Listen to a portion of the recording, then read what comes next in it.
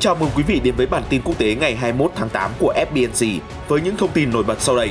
Nhà Trắng bác bỏ phát biểu của ông Biden về chuyện Mỹ can thiệp quân sự ở Đài Loan nếu Trung Quốc tấn công. Nhật Bản bố trí tên lửa trên đảo xa để bảo vệ chủ quyền lãnh thổ và cả eo biển Đài Loan. Phó Tổng thống Mỹ sắp thăm Việt Nam và Singapore. Liên quan đến tình hình hỗn loạn ở Afghanistan, hàng ngàn người vẫn mạo hiểm vượt qua làn đạn để tiến về sân bay Kabul. Đức đẩy mạnh sơ tán công dân giữa hỗn loạn khiến 12 người chết. Taliban ca ngợi vai trò của Trung Quốc trong việc tái thiết Afghanistan. Lãnh đạo Nga và Ý thảo luận về tình hình Afghanistan. Một số tin nóng khác, ổ dịch lan rộng, New Zealand kéo dài phong tỏa toàn quốc. 20 tấn cá chết dạt vào bờ biển Tây Ban Nha, người dân tức giận biểu tình. Tất cả sẽ được cập nhật ngay sau đây trong bản tin ngày 21 tháng 8 của FBNC. Trước màn công kích của Trung Quốc nhằm làm lung lay mối quan hệ giữa Mỹ và Đài Loan, Tổng thống Joe Biden mới đây đã công khai khẳng định vẫn duy trì cam kết đảm bảo an ninh với hòn đảo, đặc biệt là Mỹ có thể can thiệp quân sự, bảo vệ Đài Loan nếu Trung Quốc tấn công.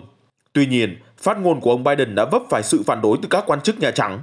Một số cho rằng ông Biden đã phát biểu sai lệch với quan điểm lâu nay của Mỹ là thực thi chiến lược ủng hộ ngầm đối với Đài Loan và sẽ không vượt lằn ranh đỏ với Trung Quốc. Cụ thể sự việc như sau. Trung Quốc gần đây đã không bỏ lỡ cơ hội tận dụng hình ảnh thất bại của Hoa Kỳ ở Afghanistan để hạ bệ vị thế của đại kình địch. Bắc Kinh còn cảnh báo Đài Bắc rằng Washington không còn đáng tin cậy và nhắn nhủ hòn đảo tỉnh táo để tránh trở thành quân cờ bị Hoa Kỳ gạt bỏ trong tương lai.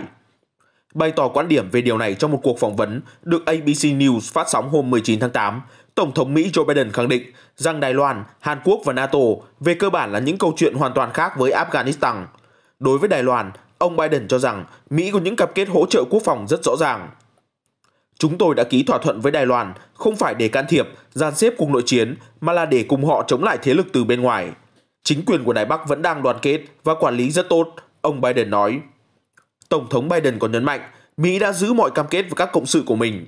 Nếu trên thực tế có thế lực bên ngoài xâm lược hoặc có hành động chống lại các đồng minh NATO của Mỹ, Hoa Kỳ sẽ đáp trả. Điều này cũng tương tự với Nhật Bản, Hàn Quốc hay Đài Loan. Phát biểu của ông Biden khiến giới quan sát ngạc nhiên vì nó có nghĩa là nếu Trung Quốc tấn công ở eo biển thì Washington cũng sẽ phản đòn. Tuy nhiên, một quan chức cấp cao của Nhà Trắng nhận định ông Biden đã lỡ miệng và phát biểu sai lệch quan điểm của Hoa Kỳ về vấn đề Đài Loan. Vốn dĩ, chính sách của Hoa Kỳ đối với hòn đảo không hề thay đổi. Mỹ không có kế hoạch vượt qua làn ranh đỏ với Trung Quốc. Theo luật, Washington chỉ cung cấp cho Đài Bắc các phương tiện chỉ để tự vệ. NATO hay Hàn Quốc đều đã ký thỏa thuận phòng thủ chung với Mỹ. Trong đó, điều 5 của thỏa thuận nêu rõ bất kỳ cuộc tấn công nào của một nước trong liên minh cũng là gây hấn với các nước còn lại và tất cả sẽ đồng loạt đáp trả. Nhưng quan hệ Mỹ-Đài trở nên không chính thức kể từ năm 1979 khi Washington thiết lập ngoại giao với Bắc Kinh theo chính sách một Trung Quốc. Bà Bonnie Glasser, một chuyên gia về Đài Loan tại Quỹ Marshall của Hoa Kỳ đã nói rằng thật đáng tiếc khi ông Biden đã phát ngôn sai lầm như vậy. Mặt khác, một số học giả nổi tiếng của Mỹ lập luận rằng Hoa Kỳ nên có những cam kết đảm bảo an ninh rõ ràng cho Đài Loan trong bối cảnh Trung Quốc ngày càng tạo áp lực quân sự lên hòn đảo. Nhật Bản đang tiến hành kế hoạch tăng cường bảo vệ các hòn đảo xa xôi ở phía Tây Nam. Trong đó, Tokyo sẽ đưa hàng trăm binh sĩ đóng quân trên đảo Ishigaki, cách Đài Loan 300 km và bố trí thêm các tên lửa đất đối không và tên lửa chống hạm. Đây cũng được xem là một động thái của Tokyo nhằm hỗ trợ Đài Loan tăng cường phòng thủ trong bối cảnh Trung Quốc ngày càng gây sức ép lớn. Các nhà phân tích cho rằng kế hoạch này của Tokyo là một mũi tên trúng hai đích, vừa bảo vệ Đài Loan, vừa bảo vệ các nhóm đảo phía Nam của Nhật Bản nếu có bất kỳ cuộc tấn công nào xảy ra. Hồi đầu tháng 8, Bộ trưởng Quốc phòng Nhật Bản Nobuo Kishi đã xác nhận thông tin trên. Dự kiến, Tokyo sẽ triển khai các đơn vị tên lửa đối không tầm trung và chống hạm cùng khoảng 500 đến 600 quân trên đảo Ishigaki. Kế hoạch sẽ hoàn thành vào cuối tháng 3 năm 2023. Được biết, lực lượng phòng vệ mặt đất Nhật Bản đã có ý định đưa hệ thống tên lửa và binh lính lên Ishigaki từ năm 2017 khi Trung Quốc ngày càng phô trương uy lực quân sự. Như vậy, Ishigaki sẽ trở thành hòn đảo thứ tư được trang bị tên lửa trong chuỗi đảo Nansei, có diện tích khoảng 1.200 km, trải dài từ đảo Kyushu của Nhật Bản về phía Đài Loan. Thời gian gần đây, Trung Quốc liên tục uy hiếp Đài Loan bằng quân sự. Kể từ tháng 9 năm ngoái, các máy bay của lực lượng không quân Trung Quốc đều đặn xâm phạm vùng nhận dạng phòng không ADIZ của Đài Loan. Ngoài ra, tàu hải quân Trung Quốc cũng thường xuyên xuất hiện ở vùng biển ngoài khơi bờ biển phía đông của Đài Loan. Mới đây, ông lớn châu Á cũng cử một đội quân hùng hậu với các tàu chiến, tiêm kích và máy bay chống ngầm để thực hiện hàng loạt cuộc tập trận quy mô lớn ngoài khơi phía Tây Nam và Đông Nam của Đài Loan. Mỹ cũng đang ra sức tăng cường quan hệ ngoại giao với các quốc gia ở châu Á nhằm kìm hãm sức ảnh hưởng gia tăng của Trung Quốc. Sau các chuyến thăm của Thứ trưởng Ngoại giao Wendy Sherman, Bộ trưởng Quốc phòng Lloyd Austin, ngày 22 tháng 8 tới đây, Phó Tổng thống Hoa Kỳ Kamala Harris sẽ bắt đầu chuyến công du đến Singapore và Việt Nam. Một quan chức cấp cao Nhà Trắng cho biết Mỹ sẽ chứng minh được sức ảnh hưởng của mình ở khu vực châu Á trong cuộc gặp sắp tới. Được biết, kể từ khi Tổng thống Joe Biden nhậm chức, bà Harris là quan chức cao cấp nhất của Hoa Kỳ đến thăm các nước ASEAN với mục đích xây dựng và củng cố liên minh mà Hoa Kỳ xem là chiếc chìa khóa vàng để kìm hãm sự trỗi dậy của Trung Quốc. Một quan chức cấp cao của Nhà Trắng cho biết, Phó Tổng thống Mỹ sẽ chú trọng củng cố vai trò lãnh đạo khu vực của Hoa Kỳ, kêu gọi các bên bảo vệ quy tắc quốc tế ở Biển Đông và mở rộng hợp tác an ninh trong khu vực. Vị quan chức còn tiết lộ, chính quyền Joe Biden sẽ có một cam kết lâu dài đối với Đông Nam Á và khẳng định Hoa Kỳ là một phần không thể tách rời trong khu vực nói riêng và Ấn Độ Dương-Thái Bình Dương nói chung. Dự kiến, Phó Tổng thống sẽ đến Singapore vào ngày 22 tháng 8 và thăm Việt Nam vào ngày 24 tháng 8. Trong chuyến đi của mình, bà Harris sẽ gặp Tổng thống Singapore Halima Yacob, Thủ tướng Lý Hiển Long. Hai bên sẽ đề cập đến chuyến thăm Singapore của tàu chiến Hoa Kỳ. Đồng thời, Phó Tổng thống dự định tổ chức một cuộc họp bàn về các vấn đề liên quan đến các chuỗi cung ứng với các đại diện doanh nghiệp tư nhân và chính phủ. Khi đến thăm Việt Nam, bà Harris sẽ gặp gỡ Chủ tịch nước Nguyễn Xuân Phúc và Thủ tướng Phạm Minh Chính để trao đổi về nhiều vấn đề. Chuyến thăm Đông Nam Á sắp tới là chuyến công du nước ngoài thứ hai của bà Harris trên cương vị Phó Tổng thống Mỹ. Tháng 6 vừa qua, bà đã đến thăm Guatemala và Mexico để họp bàn về nguyên nhân gốc rễ của cuộc khủng hoảng người di cư ở biên giới Mỹ-Mexico. Chuyển sang các tin tức về tình trạng hỗn loạn tiếp tục nhấn chìm Afghanistan. Theo một quan chức NATO cho biết vào hôm qua, ngày 20 tháng 8, hơn 18.000 người đã được di tản khỏi quốc gia bị chiến tranh tàn phá và hiện nằm dưới quyền kiểm soát của Taliban. Nguồn tin này khẳng định NATO sẽ nỗ lực sơ tán cho thêm hàng chục ngàn công dân và thêm những người Afghanistan đã giúp đỡ phương Tây trong các chiến dịch quân sự trải dài 2 thập kỷ qua. Đáng chú ý ở thủ đô Kabul, các vụ hỗn loạn vẫn liên tiếp xảy ra. Vào chiều ngày 18 tháng 8, tiếng súng nổ vang lên đinh tai đã khiến đám đông chạy tán loạn, nhưng chưa rõ ai là thủ phạm và đã nổ súng từ đầu. Anh Rahmatullah, người quay lại video cho biết, chúng tôi sợ hãi và hoảng loạn, chúng tôi chỉ muốn nhanh chóng đến sân bay Kabul nhưng không thể. Anh Rahmatullah nói rằng, dù đã cung cấp các giấy tờ cần thiết, các chiến binh Taliban vẫn có thể từ chối cho họ đến sân bay. Tôi sẽ cố gắng rời khỏi đất nước này bằng bất kỳ cách nào có thể, trích lời người đàn ông nói với Reuters. Theo các nhân chứng, nhiều người thậm chí đã bị nhóm phiến quân Hồi giáo chặn đường và đánh đập. Trong khi đó, Taliban từng kêu gọi đoàn kết cả nước và yêu cầu chức sắc địa phương thuyết phục người dân không ồ ạt di tản. Kể từ khi chiếm được thủ đô hôm 15 tháng 8, Taliban đang cố gắng thể hiện thái độ ôn hòa và kiềm chế, tuyên bố họ muốn hòa bình và không tìm cách trả đũa những kẻ thù cũ, cũng như sẽ tôn trọng quyền phụ nữ trong khuôn khổ luật Hồi giáo. Dù vậy, bạo lực cũng nổ ra lẻ tẻ. Hôm 18 tháng 8, một nhóm Taliban đã bắn vào dòng người biểu tình, khiến 3 nạn nhân tử vong ở thành phố Jalalabad.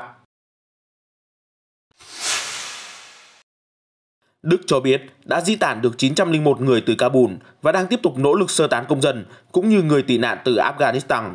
Đức vốn là quốc gia triển khai binh sĩ đông thứ hai ở vùng chiến sự ác liệt này chỉ sau Hoa Kỳ. Bộ Quốc phòng Đức cho biết nhiệm vụ sơ tán có khả năng vẫn tiếp tục sau ngày 31 tháng 8 nhưng phụ thuộc vào quyết định của phía Mỹ. Trước đó, các quan chức ở Washington từng nói sẽ hoàn thành di tản trước ngày 31 tháng 8, nhưng cũng có nguồn tin cho rằng binh sĩ Mỹ không rời khỏi Afghanistan cho đến khi đã hồi hương tất cả các công dân. Trong khi đó tại Kabul, chuẩn tướng Đức Jens Arndt bày tỏ lo ngại về tình hình quanh sân bay vẫn rất bất ổn và cực kỳ hỗn loạn. Bên ngoài sân bay, đường phố dày đặc người và xe chạy loạn từ khắp phương hướng, cũng như chiến binh Taliban đang tuần hành khá đông đảo.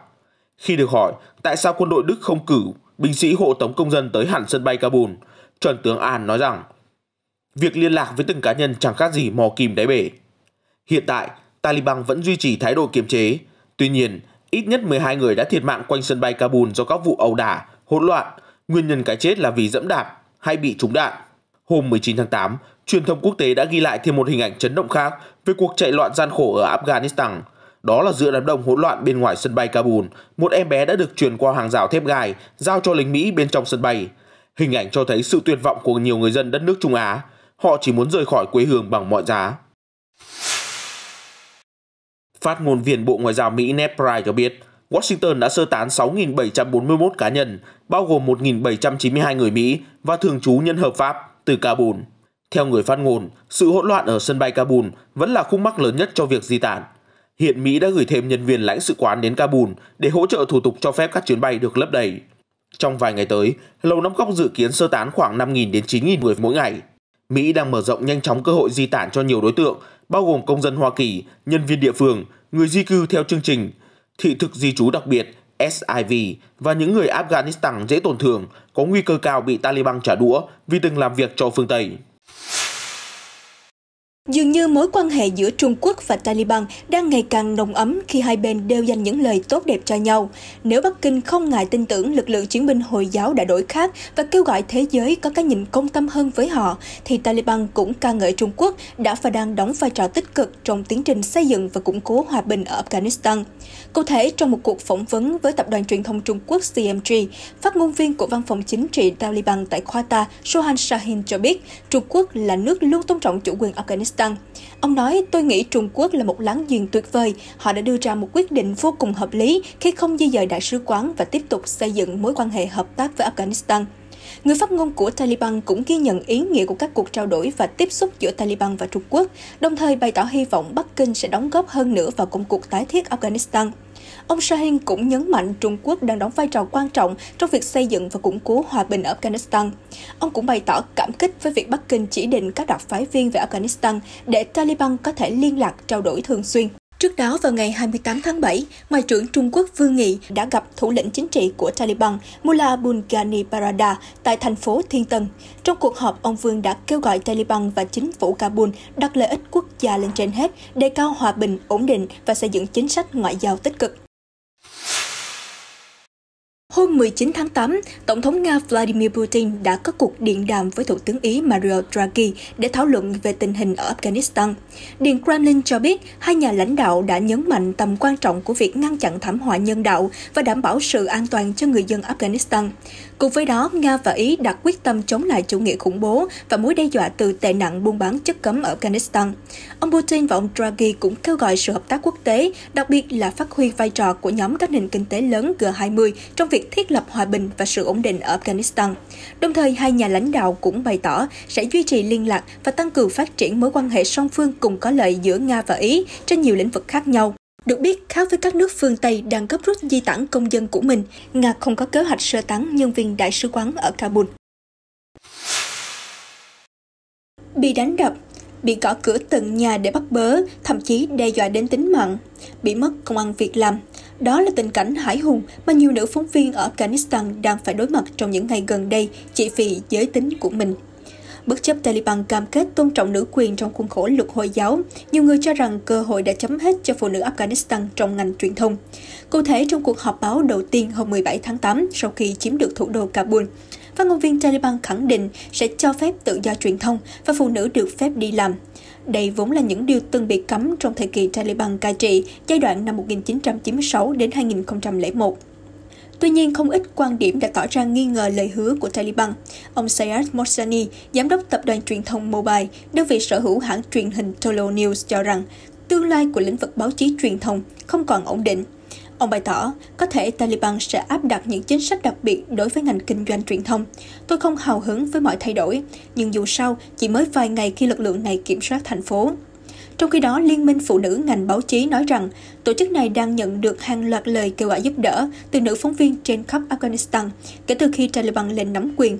Nhiều người nói họ bị đe dọa ngay tại nhà mình. Biên tập viên hãng thông tấn Baiswat của Kabul cho hay, thủ lĩnh Taliban đã yêu cầu 18 nữ phóng viên của hãng làm việc tại nhà cho đến khi một điều luật cụ thể về quyền đi làm của phụ nữ được thông qua. Từng có thời Afghanistan chỉ phát sóng duy nhất một đài phát thanh quốc gia để phục vụ mục đích tôn giáo. Đến hiện tại, đất nước này đã có trên 170 kênh đài, hơn 100 tờ báo và hàng chục kênh truyền hình khác nhau. Tuy nhiên, người dân e rằng số lượng hãng truyền thông sống sót dưới thời Taliban sẽ không nhiều, thay vào đó là các biện pháp thắt chặt kiểm soát và hạn chế nội dung. Chắc chắn bản án khai tử đầu tiên sẽ dành cho những nhà đài phát sóng nội dung âm nhạc, giải trí và chương trình phương Tây. Tiếp tục bản tin hôm nay với những diễn biến nóng về tình hình dịch bệnh trên thế giới. Tại Manila, Philippines, việc giới chức tiếp tục nới lỏng biện pháp phong tỏa ở thủ đô và các tỉnh lân cận vào ngày 20 tháng 8 đã dấy lên làn sóng tranh cãi giữa lúc quốc gia Đông Nam Á ghi nhận số ca nhiễm mới tăng cao kỷ lục. Tổng thống Rodrigo Duterte hôm thứ Năm đã ban hành quyết định giảm thiểu các biện pháp chống dịch ở vùng thủ đô Manila từ ngày 21 đến ngày 31 tháng 8. Đón nhận quyết định này, quản lý nhà hàng Eli Condegen hy vọng việc kinh doanh của cô sẽ được phục hồi sau nhiều tuần liên tiếp chật vật tìm nguồn thu nhập vì vắng bóng thực khách.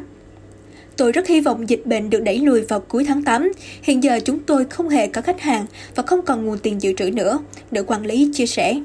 Trong khi đó, tại Bệnh viện Đa khoa thành phố Quezon, một nhà nguyện đã được chuyển đổi thành bệnh viện dã chiến với giường điều trị và bình oxy được kê thành từng hàng dài. Bác sĩ Sabando cho biết, chúng tôi hiểu rằng nền kinh tế phải gánh chịu thiệt hại, nhưng các bệnh viện vẫn ở trong tình trạng quá tải nghiêm trọng. Nếu giới chức kéo dài giãn cách xã hội, thì tôi sẽ hoàn toàn ủng hộ. Bộ Y tế Philippines hôm qua công bố thêm hơn 17.200 ca nhiễm mới, mức cao nhất trong một ngày. Ngoài ra, có thêm 317 người tử vong do COVID-19. Tổng cộng kể từ khi dịch bùng phát, Philippines đã báo cáo hơn 1,8 triệu ca nhiễm và 31.200 người tử vong, là vùng dịch lớn thứ hai Đông Nam Á chỉ sau Indonesia. Philippines đứng thứ 22 trên thế giới về tổng số bệnh nhân COVID-19. Thủ tướng New Zealand Jacinda Ardern vào hôm 20 tháng 8 đã phải kéo dài lệnh phong tỏa toàn quốc khi số ca nhiễm đột ngột tăng lên và ổ dịch cũng đang lan rộng hơn, từ thành phố lớn nhất nước Auckland đến thủ đô Wellington. Người dân New Zealand vốn đã thoát khỏi virus và các biện pháp chống dịch suốt nhiều tháng, cho đến khi Thủ tướng Ardern ban hành lệnh phong tỏa quyết liệt kéo dài 3 ngày trên phạm vi toàn quốc và 7 ngày ở vùng dịch Auckland. Lý do vì quốc gia này báo cáo ca nhiễm COVID-19 đầu tiên kể từ tháng 2. Biện pháp nói trên gây sốc cho toàn thế giới. Nhiều người ngạc nhiên khi New Zealand phong tỏa ngay khi vừa có thêm một ca nhiễm. Dù vậy, giới chức xứ sở Kiwi cho thấy họ có lý do để tỏ ra thận trọng. Hôm qua, New Zealand báo cáo thêm tới 11 ca COVID-19 mới, bao gồm 3 trường hợp ở Wellington.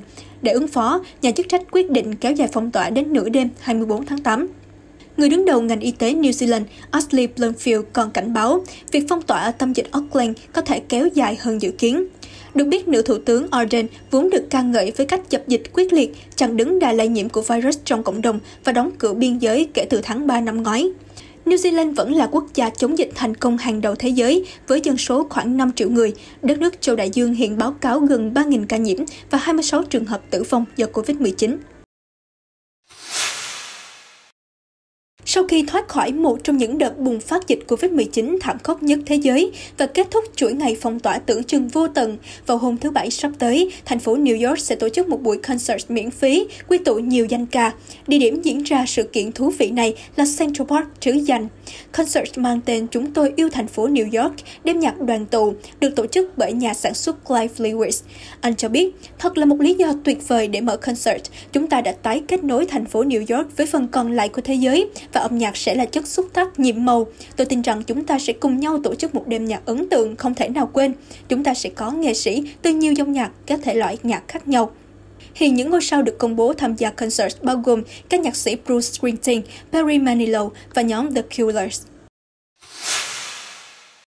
Các nhà hoạt động môi trường trẻ tuổi, trong đó có Greta Thunberg, đang kêu gọi giới nhà lãnh đạo toàn cầu hành động nhiều hơn thay vì chỉ hứa suông trong sự kiện COP26 sắp tới, tức Hội nghị Liên Hợp Quốc về biến đổi khí hậu năm 2021. Hôm 20 tháng 8, Quỹ Nhi đồng Liên Hợp Quốc UNICEF đã đưa ra số liệu cho thấy gần như tất cả 2,2 tỷ trẻ em trên thế giới đang đối mặt ít nhất một rủi ro do biến đổi khí hậu hoặc ô nhiễm môi trường gây ra, điển hình như lũ lụt thảm khốc hay không khí độc hại.